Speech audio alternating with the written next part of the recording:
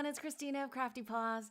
I'm here to share with you guys the next installment of my Copic coloring tutorial videos. This is episode 9 and I'm going to be concentrating on fur. I thought I would walk you through some simple tips and tricks on how I think about coloring critters. And I thought I would pick a Some Odd Girl little polar bear to start off because it's a nice big sized image, pretty simple in its drawing. And I thought that would be a great way to showcase kind of simple fur coloring. This little polar bear is from the Some Odd Girl stamp set called Winter Friends. I went online and looked for polar bear pictures. I looked at a whole bunch of them, and then I picked out this cute little image because it's actually positioned very similarly to the critter from the stamp, right?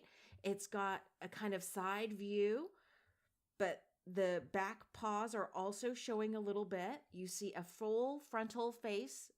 And I thought I would print this out and share with you guys. When I look at an image like this, you can see a lot more detail.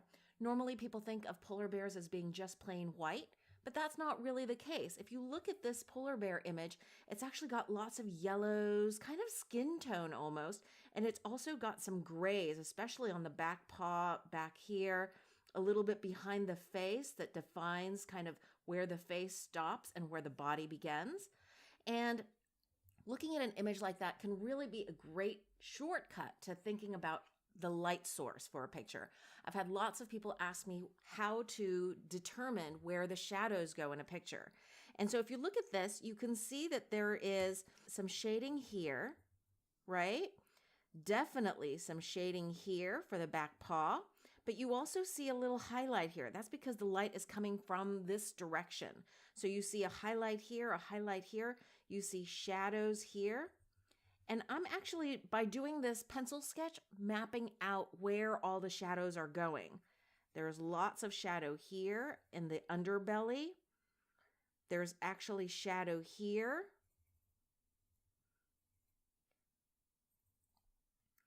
And these shadows here really define kind of where that little rounded area is on the bare hind leg.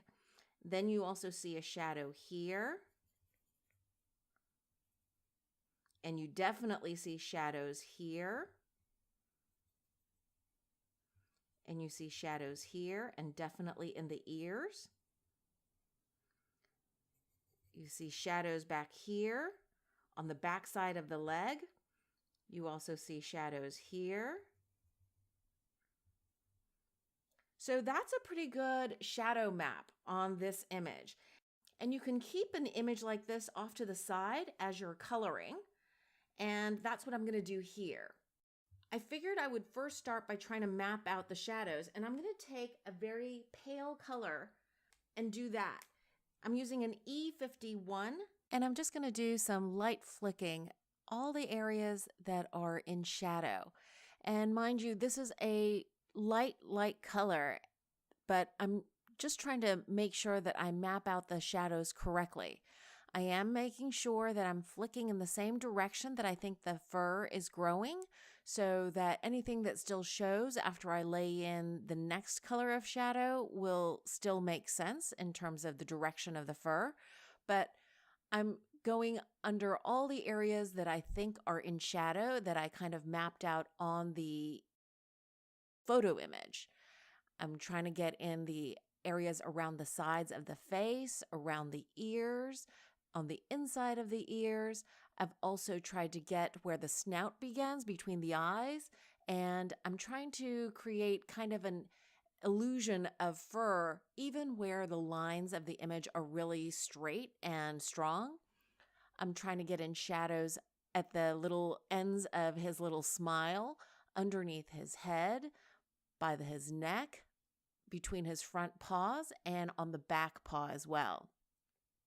Now I'm taking a light gray. This is a warm gray color, and I tend to try to use warm grays, that's the W family of Copic markers, for animals. I feel like those grays are a little bit more alive than, say, the cool grays or the neutral grays. And I'm just going in very lightly again with this shadowing. And I'm going over the same areas that I went over with the E51, but now going in with the gray. And I think that doing that 2 layers of shading really helps keep it natural looking. I'm going over the edges again, trying to define those little furry areas that are in the stamp image. I'm going around the eyes and where the snout, I think, begins. And on the outside of the eyes as well, and underneath his little smile and his chin.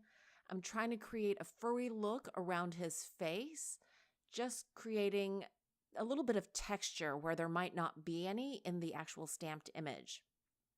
I'm also adding some texture in the shadowing under his head, that cast shadow onto his body, underneath his belly area, his chest area, behind his front paws, and at the bottoms of his paws.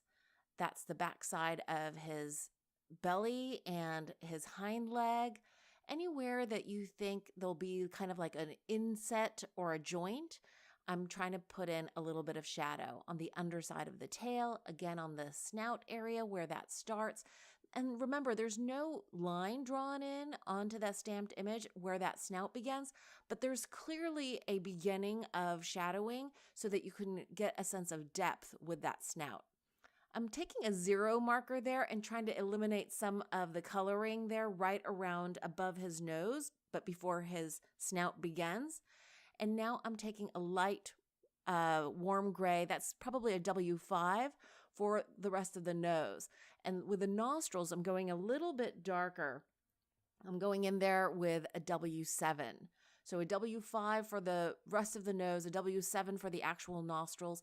And to add a little fun, I'm adding pink. That's an R20 in the ears, and then an R30 for little blush on the cheeks of the polar bear. To soften the edges of that blush, I'm going in with a blender. That's a 0 to soften the edges of that blush. Now I'm taking a W3. This is a much darker warm gray color to lay in my final round of shadowing. So I'm going in, doing really small light flicks so that I get a good fur texture. And I'm going in at the chest underneath, on the sides of the face, and with each little tiny stroke, I'm trying to emphasize the texture of the fur. Underneath the face, on the edges, on the left side, and wherever there's a little indication of fur, I'm making sure that I get a nice fur texture going. And especially around the ears. And now he's got almost like bangs at the top of his head, a little tuft of hair. So I want to make sure that that makes sense and it gets a good shadow on the left side of the image. Now I'm going back in underneath his little smile, by the ends of his little mouth, underneath his chin. I'm going back in, re-emphasizing under the belly, around his back hind leg,